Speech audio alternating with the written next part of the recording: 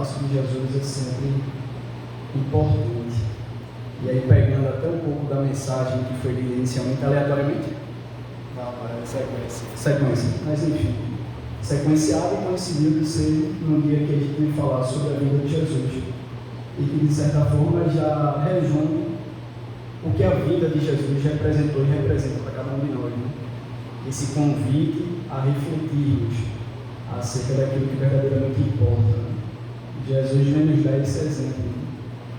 E ele, eu te lembrava da Rainha de França, eu lembrava daquela passagem quando Jesus afirma, né, que é mais fácil um camelo passar por um buraco de uma agulha do que um rico entrar no reino dos céus. Não que as riquezas mundanas não sejam importantes e necessárias, mas é preciso, né, que a gente tenha essa percepção de dar a César o que é de César e a Deus o que é de Deus. Então fica aí para as nossas reflexões iniciais. E iniciando aqui a nossa proposta de conversarmos um pouco sobre a vinda de Jesus à Terra na visão espírita, eu começaria falando sobre o planejamento. E aí, se buscarmos no dicionário português acerca do verbo planejar, ele irá nos dizer que é elaborar um plano ou a planta de projetar, organizar o plano, o roteiro de programa, programar, tem a intenção de.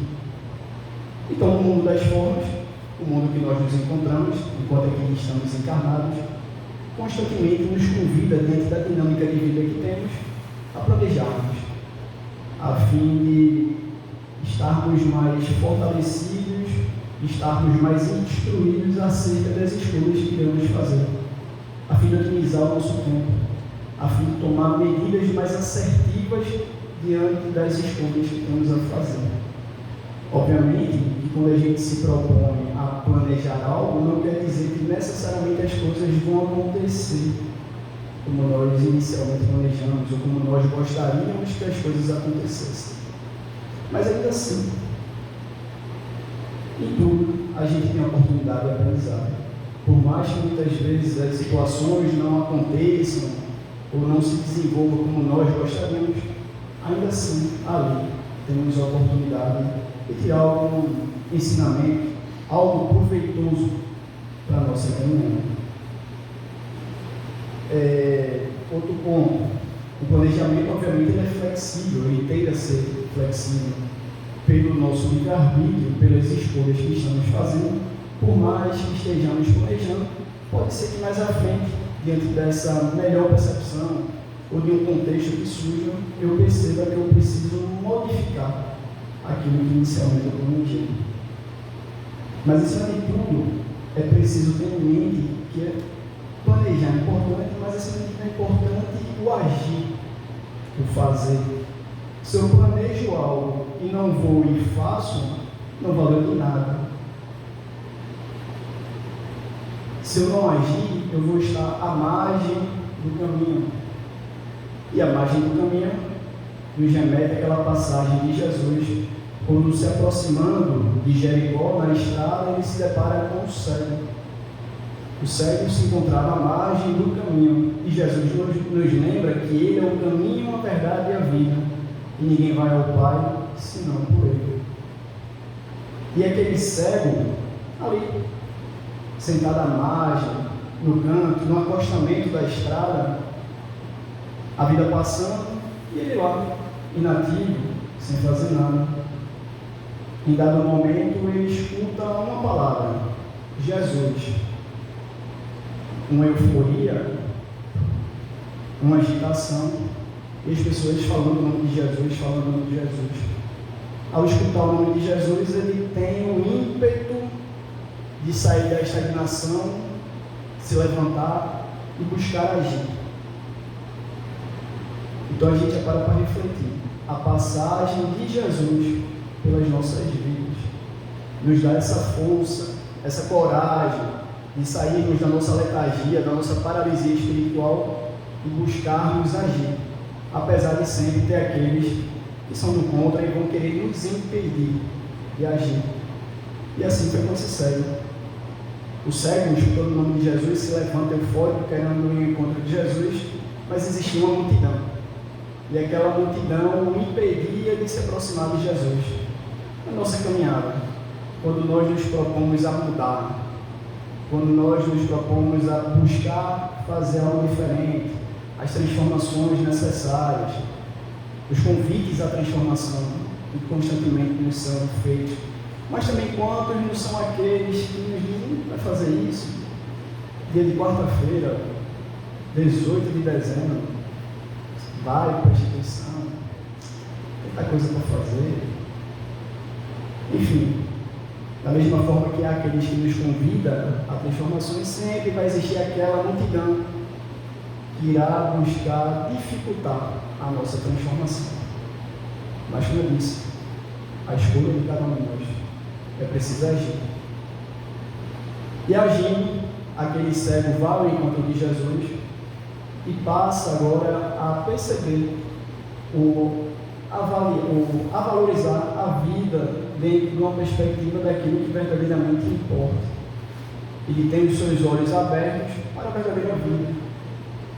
Então, desde já, eu iniciaria dizendo que a vinda de Jesus é esse convite à revolução espiritual que cada um de nós precisamos fazer na nossa caminhada. Obviamente, quando a gente fala de planejamento, segundo a perspectiva humana, ela também se dá na perspectiva espiritual, muito mais ampla. Encarnamos por meio do planejamento.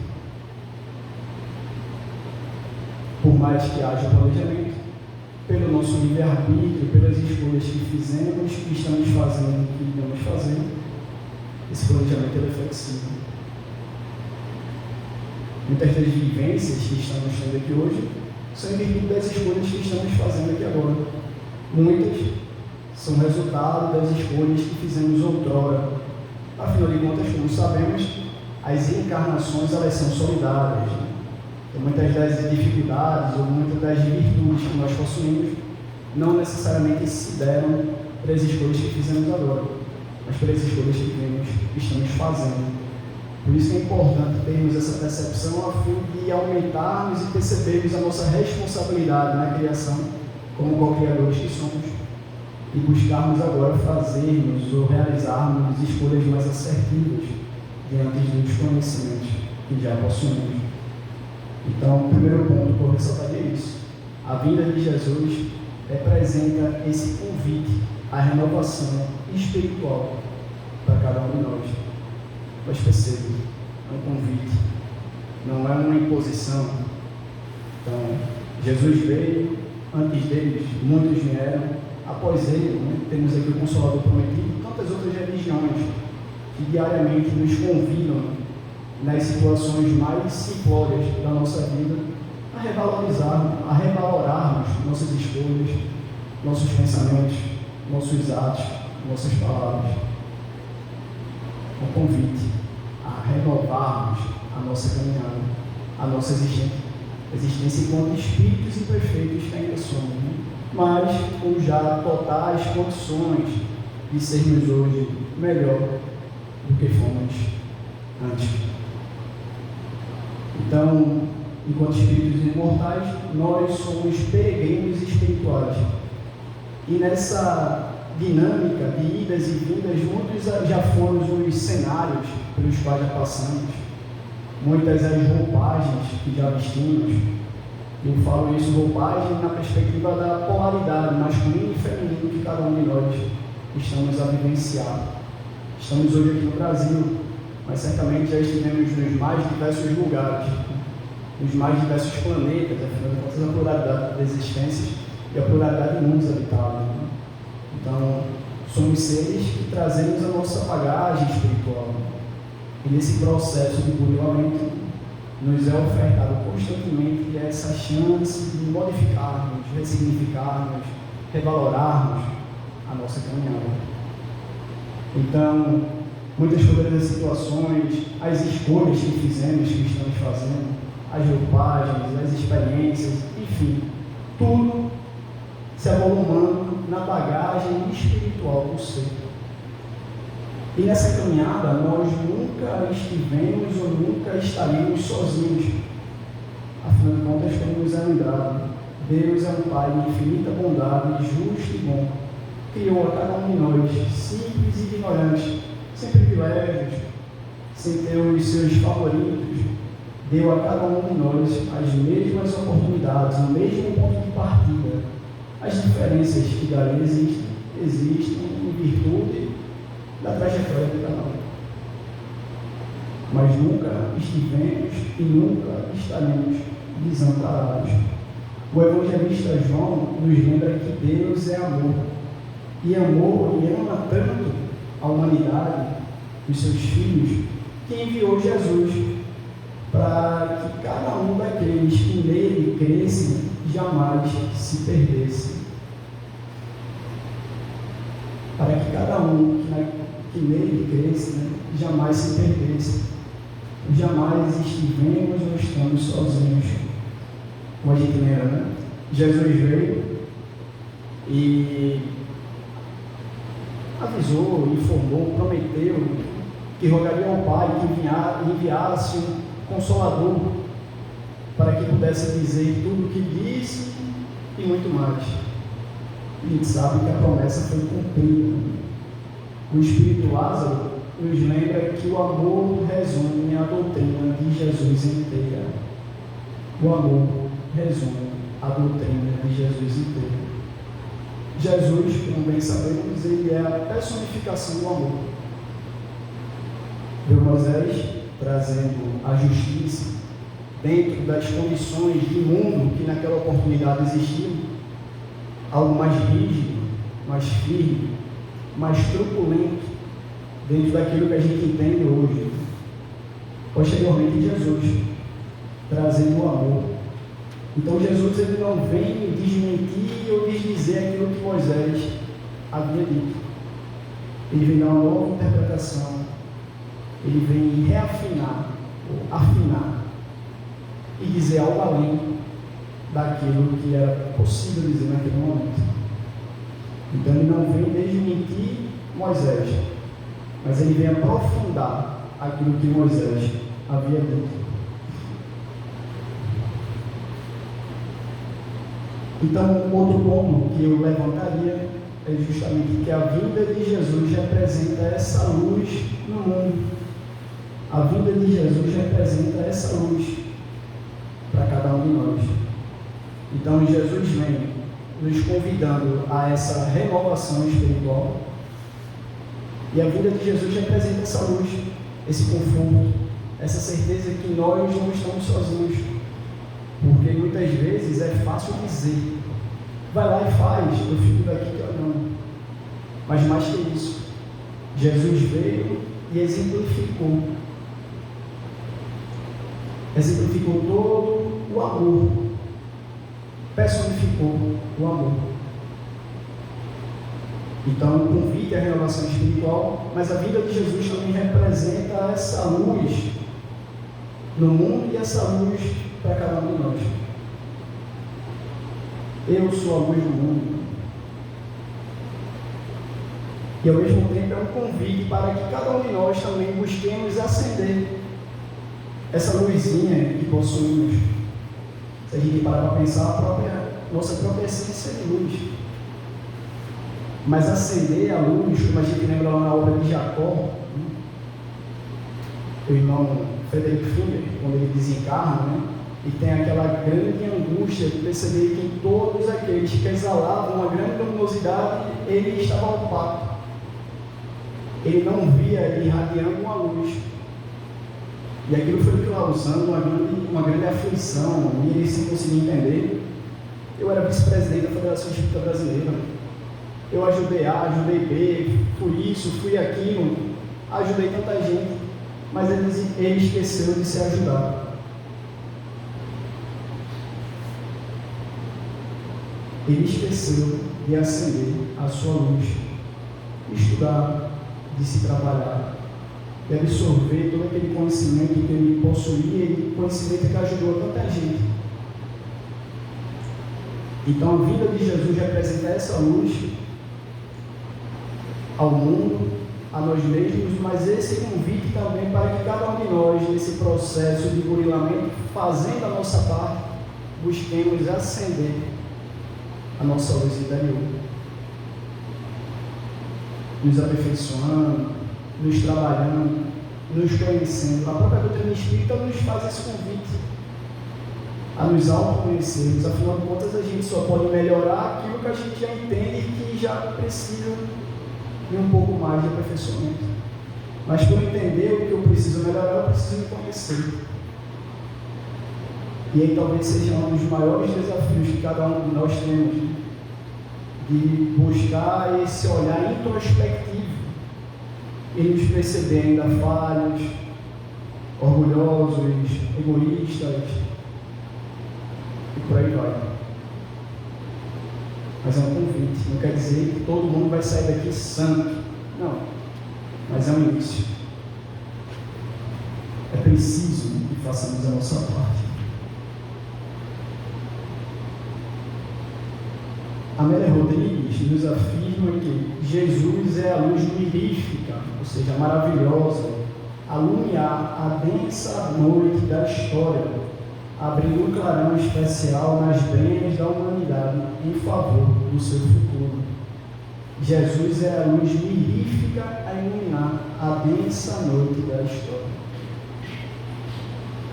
Portanto, a gente já pode concluir também que a vida de Jesus à Terra é um inadiável convite à vivência prática do amor.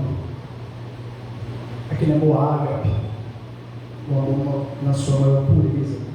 Então, é esse convite à vivência prática do amor. A libertação pela mensagem que representa a síntese da conduta moral que nós devemos buscar. E quando a gente fala em libertação, é nós buscarmos nos libertarmos de nós próprios.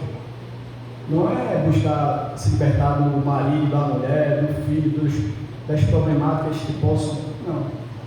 É buscar nos libertar do homem velho que ainda possuímos dentro de cada um de nós. A vivência prática desses ensinamentos de amor é esse grande convite, essa grande reflexão de nos percebendo ainda falhos, mas com totais condições de já sermos melhores do que estamos sendo. Então, ou seja, é libertarmos de nós mesmos, dos nossos atavismos, dos nossos egoísmos, das nossas vaidades, do homem velho que cada um de nós ainda possuímos, ou seja, dos mais hábitos que nós ainda possuímos dentro de nós mesmos.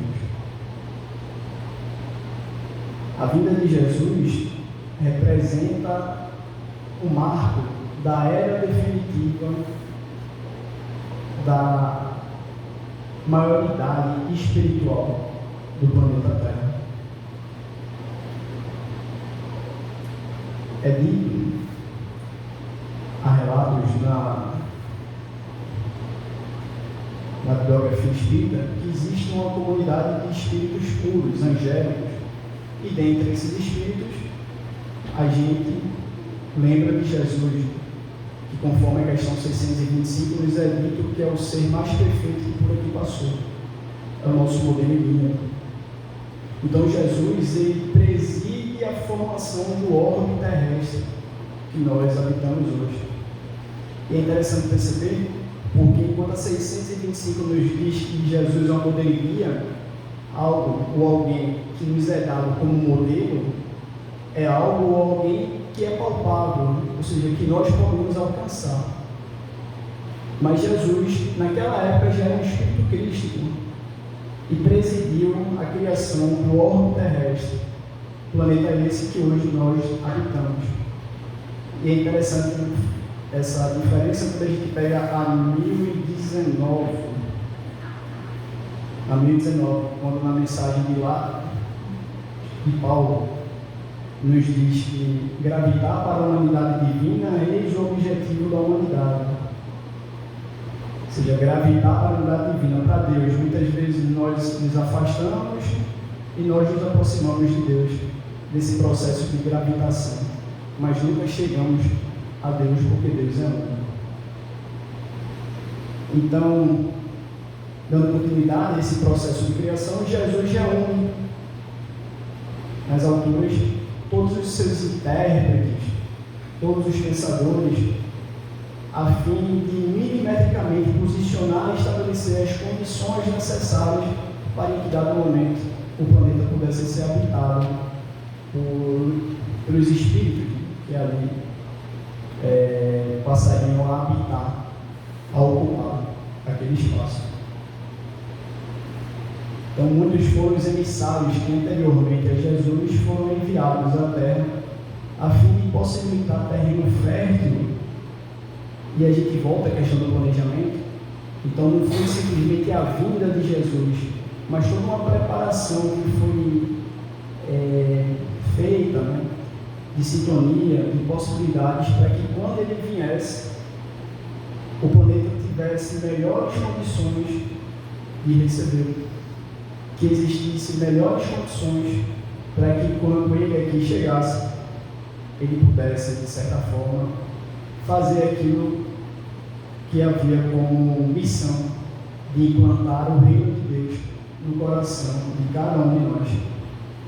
E, obviamente, que é um processo. Ele veio, não foi compreendido, 2000 anos depois, com melhores condições, a gente já começa a melhor compreender, aceitar, ainda com dificuldades muitas vezes de absorver e pôr em prática aqueles conhecimentos, né, que há mais de 2000 anos são ofertados para nós. Mas perceba, é uma caminhada, não é uma corrida de tiro curto, né? É uma maratona, é uma maratona. Cada um no seu tempo, mas o convite foi feito a essa renovação espiritual, a essa vivência prática do amor, a essa percepção de Jesus enquanto luz e esse convite a acendermos a luz que cada um de nós possuímos e somos. E é interessante porque até agora lembro daquela passagem de um livro que particularmente gosto muito há 2000 anos, quando Emmanuel, naquela altura, o senador Publius Lentulus, ele tem o seu encontro com Jesus. E ele vai ali à noitinha, escondido, né, enquanto senador, envolvido, né, pelas vaidades do cargo da posição social que habitava. E aí encontra com Jesus. E Jesus indaga: senador, por que me procuras à noitinha? Se de repente me procurasse à luz do dia, na frente dos outros, toda essa dificuldade que você tem, ela palavras minhas sueriam nessas memórias associadas. E Jesus faz um convite. E como eu falei, é o livre-arbítrio. E aí no diálogo ele diz: senador, é o teu querer me aceitar agora ou daqui a milênios. Naquele momento, embora ele já tivesse uma melhor receptividade, ele não vai com Jesus. Mas a gente tem notícias que Publius Lentulus é uma das encarnações de Emmanuel. Emmanuel, esse grande trabalhador incansável, né, que por meio da mediunidade de Chico Xavier trouxe ao mundo tantas obras, né, continua aí dito, né, que pelo menos desde o ano 2000, ao início dos anos 2000, estaria encarnado, dando continuidade à sua trajetória evolutiva e ao seu trabalho, né, com nós, né, seus irmãos. Mas percebam, cada um no seu tempo. Cada um no seu tempo.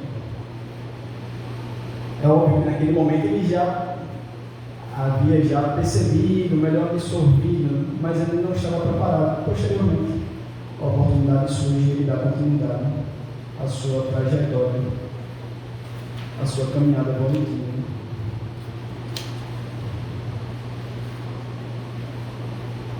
Então percebam, é um convite que diariamente nos é ofertado e que nos é feito.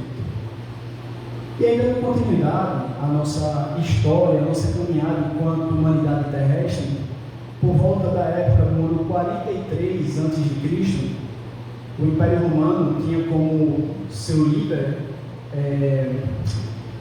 Otaviano Augusto, imperador romano.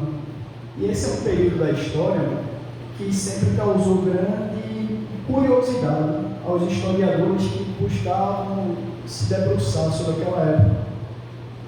diferente de toda a natureza romana, do exército romano, de conquistar, truculento, foi um período de calmaria.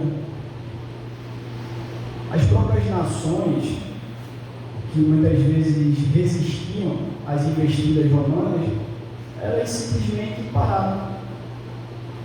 E diante da presença da águia romana, eles se inclinavam, em forma de respeito, e sem apresentarem maiores resistências, se deixavam dominar pelo Império Romano. E esse foi um período que sempre causou uma grande inquietação. E aí a Amélia Rodrigues vem nos dizer, né? Sim, e na história, esse é um período que ficou conhecido como a Pax Romana, né? A paz romana. E a Amélia Rodrigues vem nos confirmar essa informação quando ela nos diz que realmente a paz romana reinou na terra, porque nesse período não renasceram os generais belicosos, mas antes os artistas e os pensadores que adornavam a capital e engrandeceram o mundo romano por seus valiosos tesouros de beleza e sabedoria. E aí a gente volta novamente para a questão do planejamento. A gente está falando mais ou menos 43 antes da vinda do Cristo. E já nesse preparo para receber o Cristo, já começam a reencarnar na Terra espíritos mais voltados à arte, à educação, buscando ali preparar o terreno. Valendo um agrônomo que tem ao meu lado aqui, da gente quer plantar, você vai lá, cava a terra, prepara a terra, ara a terra, aduba, joga semente. Ou seja, muitas vezes a gente só vê uma árvore plantada, mas por trás tem todo um processo de preparação, de planejamento, a fim de oportunizar que aquele fruto que a gente hoje está se valendo dele para se alimentar, ele possa ser bem aproveitado, né, diante de todo esse processo preparatório que existe. Aí a gente lembra, trazendo até para a própria doutrina espírita, né, quando a espiritualidade também nos lembra que a própria vida, o próprio trabalho do codificador Allan Kardec, no seu planejamento, passava por Napoleão Bonaparte, né?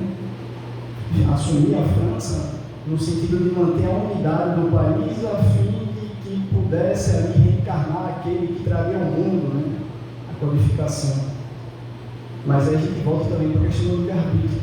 Ele, Napoleão deixando se perder pela vaidade, pelo poderio, né, que a posição lhe ofertava, ele começa a ir além daquilo que estava planejado. Então começa a invadir e a dominar regiões ali próximas. Então, de certa forma, ele falha na sua missão. São escolhas, é uma caminhada. E aí, Humberto de Campos vem nos dizer que o que estava por trás de todos aqueles bons fatores naquela época era justamente a esfera do Cristo se aproximava do orbe terrestre, trazendo toda essa sutileza, leveza, esse sentimento e essas vibrações amorosas, até então nunca vivenciadas. E aí a gente vai para outra reflexão. Apenas a aproximação do Cristo no orbe terrestre foi capaz de mudar toda a atmosfera, apenas a atmosfera do planeta. Se nós buscarmos nos aproximar do Cristo, quantas transformações, modificações vibracionais estaremos estabelecendo na nossa caminhada, na nossa vida? Porque a gente fala da vinda do Cristo, mas é o nosso processo de ida até o Cristo. Diante de todas essas informações, de todos esses ensinamentos que já nos são ofertados, seja pelo Cristo, seja pelo Espírito de verdade, ou seja pelo cristianismo redivivo, né, que dando continuidade àquela caminhada de Moisés, Jesus e o Consolador prometido, nos vem sendo ofertado. Então é preciso a gente fazer as reflexões também. E como está a minha relação com Jesus? A minha caminhada com Jesus? A minha ida até Jesus? E aí o Berto de Campos nos lembra, né? Imergiram os fluidos do planeta os que preparariam a vinda do Senhor e os que se transformariam em seguidores humildes e imortais dos seus passos divinos. Então, reencarnar aqueles espíritos que estavam travestidos dos andrajos, de pescadores, das pessoas mais simples na perspectiva de um olhar humano, mas de uma evolução espiritual tamanha que teve a oportunidade de caminhar, de estar e posteriormente dar seguimento aos ensinamentos de Jesus. E aí nesse processo de calmaria que gerou, né, instintivamente o mundo se encontrava no limiar de uma transformação celeste. Estava chegando ao orbe terrestre o emissário de Deus, o sublime trabalhador de Deus, nosso irmão maior, a fim de nos trazer os valorosos ensinamentos para a nossa caminhada evolutiva. É a festa do noivado. Se a gente para lembrar, Jesus começa a sua vida pública numa festa de casamento. Uma festa de noivado. A festa de noivado, naquela época, era a festa de maior intimidade, de uma relação mais íntima que pudesse existir.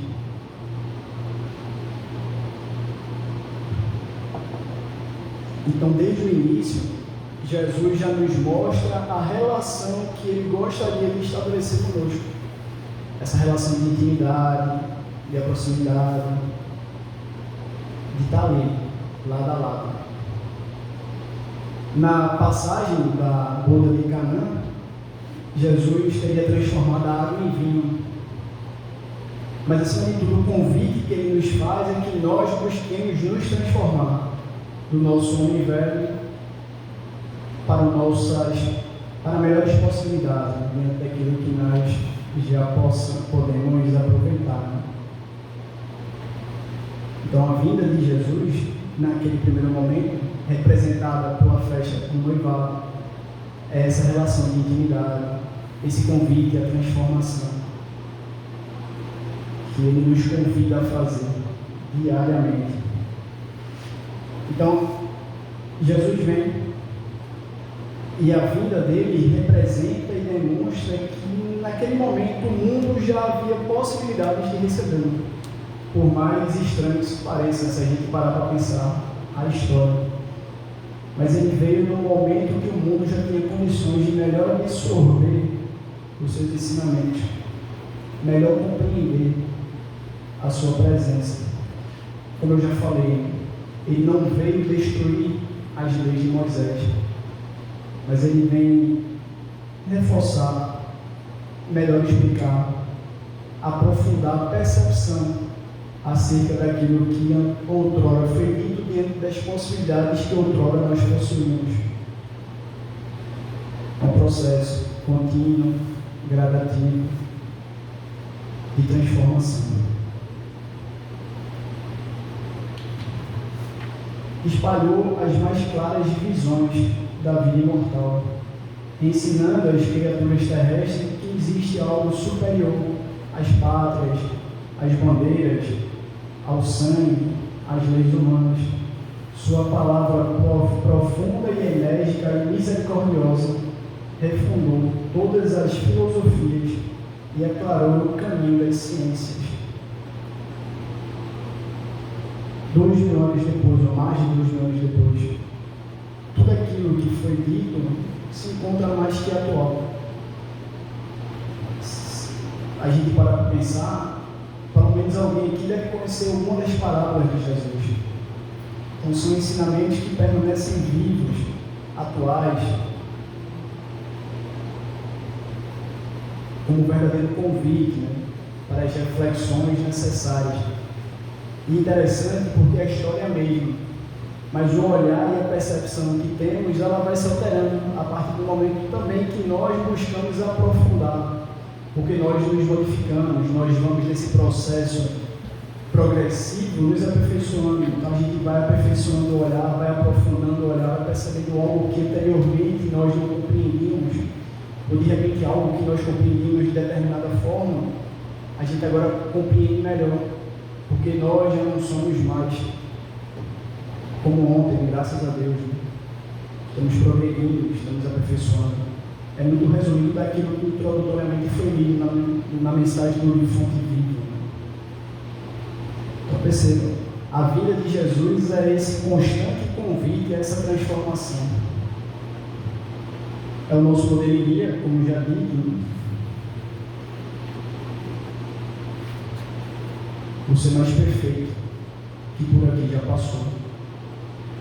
A vida de Jesus transformou e transforma constantemente várias vidas, vários personagens que ao longo da nossa caminhada, enquanto humanidade, a gente tem relatos, e transformou e transforma a vida de cada um de nós.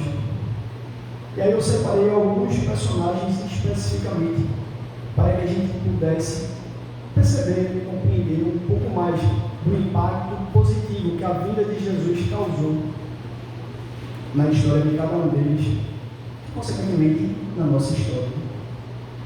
O primeiro a gente lembra uma mulher que profundamente sofria perseguições, obsediada, e ela tem um encontro com Jesus.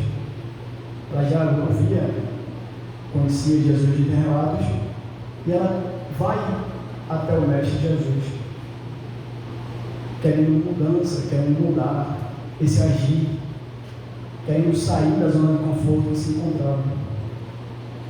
Jesus lhe ofereceu a sua mão gentil. E diante da escolha que ela fez, de transformação, muitos foram os desafios com os quais ela se deparou. Apesar da mudança de querer mudar, muitos foram os convites para que ela não buscasse essa transformação, para que ela permanecesse no local que se encontrava. Foi a primeira a encontrar Jesus após a crucificação. Não sei se alguém já consegue compreender quem a gente está falando. Após o encontro de Jesus, essa transformação que Jesus causou na sua vida, ela se volta a trabalhar posteriormente com os leprosos. E assim segue um trabalho árduo, desafiador, até o momento da sua desencarnação. E quando ela desencarna, ela tem a oportunidade de ser recebida por Jesus, que a vendo, vem Maria, já atravessastes a porta estreita, amastes muito, vem, eu estou aqui a te esperar. Maria Madalena, com todos os desafios na sua caminhada evolutiva, é o maior exemplo de guinada evolutiva de um ser na existência. Tem um encontro com Jesus, aquele encontro transformador, modifica toda a sua vida, se volta ao trabalho no bem. E o trabalho no bem é extremamente desafiador. É a porta larga e a porta estreita. Segue. E tendo, de fato, conseguido interiorizar, buscar vivenciar, agir em conformidade com aquela crença que ela havia abraçado, ao desencarnar, ela é recebida por Jesus. Diante dessa travessia que ela havia, de fato, conseguido realizar. Não estava sozinha, mas esse processo da transformação, do superar os desafios, de atravessar a porta estreita, é algo íntimo, individual de cada um de nós.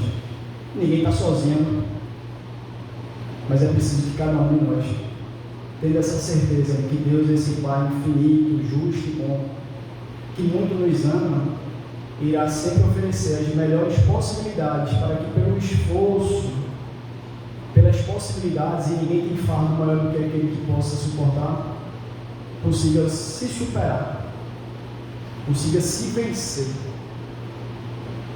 a fim de realizar as transformações necessárias que são precisas serem feitas dentro do mundo íntimo de cada um de nós. Porque as revoluções que eu preciso fazer, só eu posso fazer. A gente roga, pede assistência, ajuda, e ela se faz presente. Mas acredito aqui que muitos, não sei se todos, já tiveram a oportunidade de educar uma criança e sabem que por mais que ela, com aquele adoce, né, sorrindo para você, lhe pegue determinados objetos ou determinadas situações, por mais que você ame, você entende que aquilo ali não é bom para ela naquele momento e vai dizer um não. Deus é esse Pai amoroso, justo e bom, que por muito nos amar, Ele não passa a mão sobre a nossa cabeça e vai fazer aquilo que a gente quer, vai fazer aquilo que a gente precisa. A pedagogia divina. Uma outra mulher, e é interessante porque na vivência de Jesus, a gente tem muitos relatos de mulheres. Era uma dama rica da aristocracia.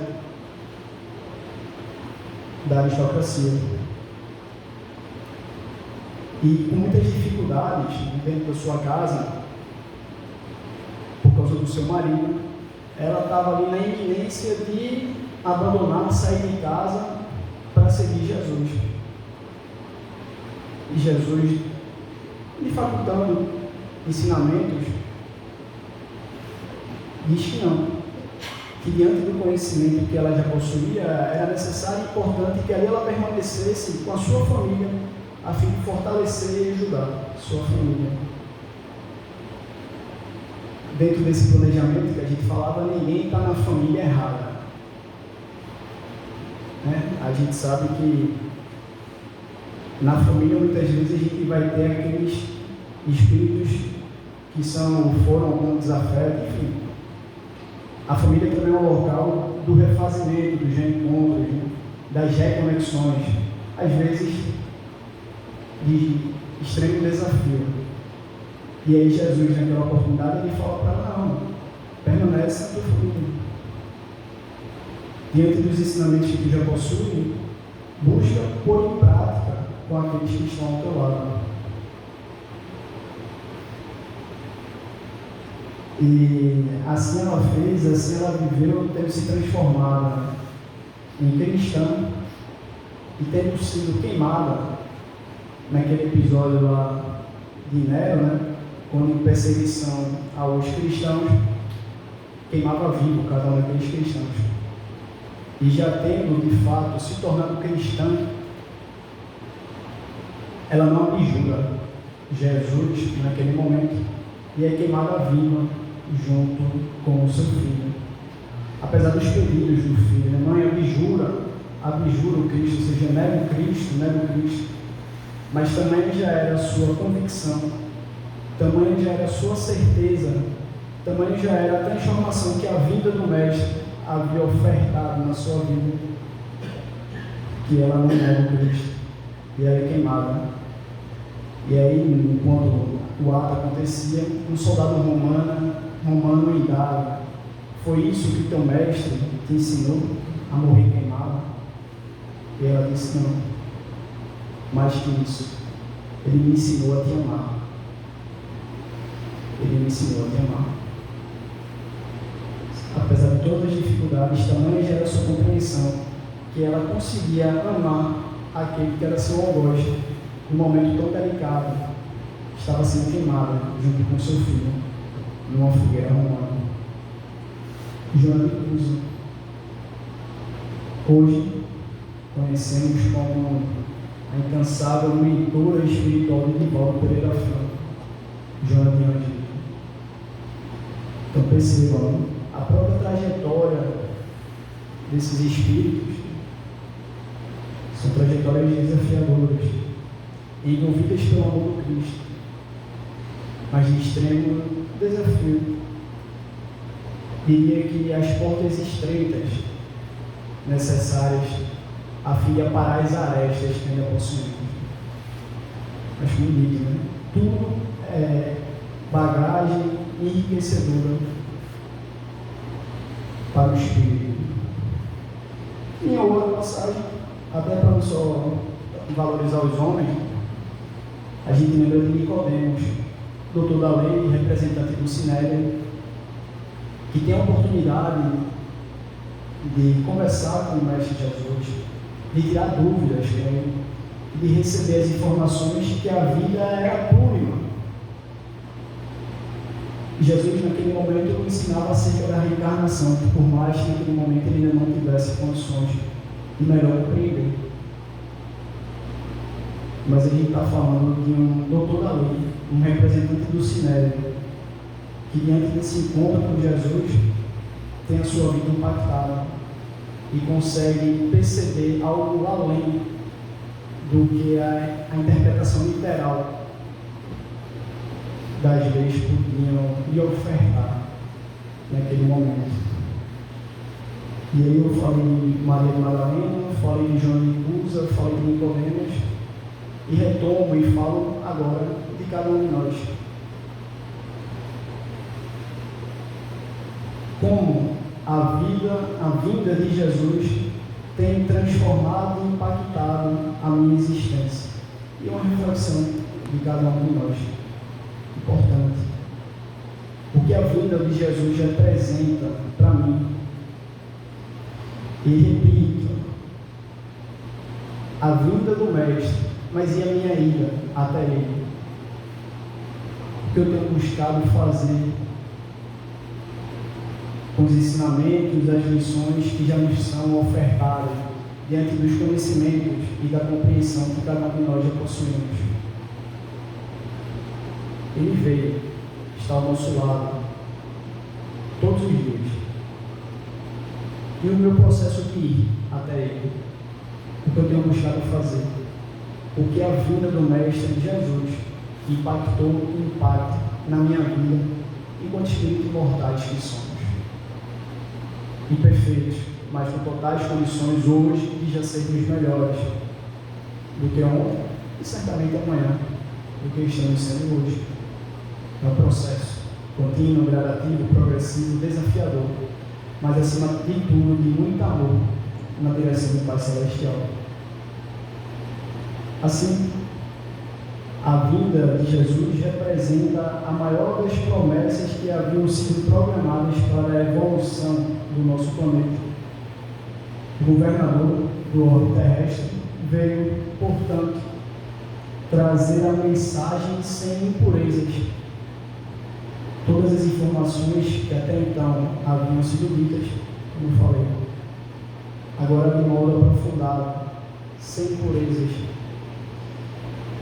concretizando a maior das promessas que havia sido feita.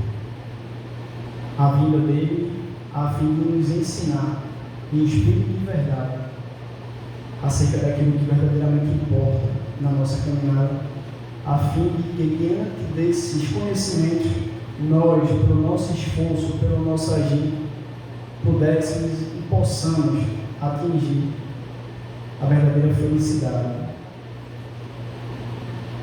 Então, que possamos nós, diante de tudo aquilo que já possuímos, buscar ao menos iniciar esse processo, tendo essa certeza de que ninguém está desamparado, mas que acima de tudo é preciso que, como o cego de Jericó, nós possamos nos levantar, agir, sair da nossa paralisia espiritual e agirmos, fazermos, buscando a renovação espiritual, buscando acender essa luz divina que nós possuímos, buscando pôr em prática essa vivência do amor exemplificada por Jesus, buscando realizar a revolução íntima necessária a cada um de nós. Afinal de contas, encarnamos com esse objetivo de nos aperfeiçoarmos. Aproveitemos. E que esses momentos derradeiros de um calendário humano, né, que muitas vezes é quando nós paramos para refletir diante do novo que o calendário, a virada do calendário nos oportuniza, seja esse momento propício, né, mas não se resuma a ele, mas que possamos refletir, né, as mudanças que nós queremos no mundo, as mudanças que nós seremos no mundo, mas acima de tudo, né, buscando agir melhor do que estamos agindo. Que seja um ano 2025 de muita paz, progresso para cada um de nós, tendo essa certeza, né, que acima de tudo é algo que depende de cada um de nós. Eu desejo muita paz e saúde a todos. Deixamos aqui o abraço fraterno da Federação Espírita Pernambucana, a todos os que fazem o IPT, né, não com a vontade, vocês possam ter um ano de muita paz, progresso individual e coletivo, enquanto instituição que são. Eu desejo aqui muita paz, um forte abraço para todos vocês e obrigado, né, pelas boas vibrações que vocês nos ofertaram no dia de hoje, que possamos seguir adiante mais fortalecidos. Muita paz a todos.